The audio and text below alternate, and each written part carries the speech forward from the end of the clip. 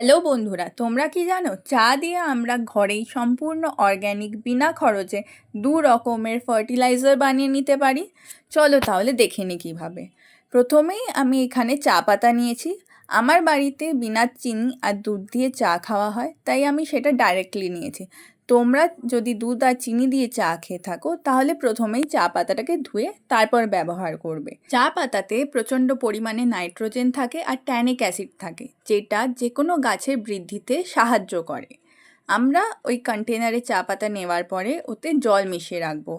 জল মিশানোর পরে তোমরা ওটাকে 1 দিন বা 2 দিনও ভিজিয়ে রাখতে পারো, বা তোমাদের কাছে সময় না থাকলে তোমরা 2-3 ঘন্টাও ভিজিয়ে রাখতে পারো। তোমরা এটাকে 10 থেকে 15 দিন পর পর যে কোনো গাছে ইনডোর হোক বা আউটডোর ব্যবহার করতে পারো। আমি এখন এই তরল সারটা নিয়ে তোমাদেরকে দেখাচ্ছি।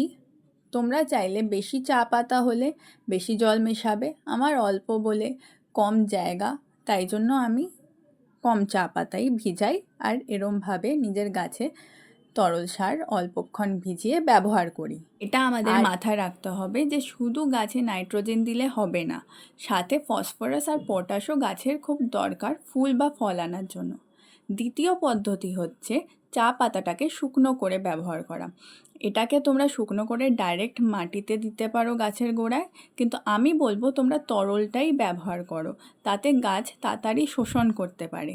আর মাটিতে দিলে যদি দাও তাহলে গোড়া থেকে অনেকটা দূরে দেবে।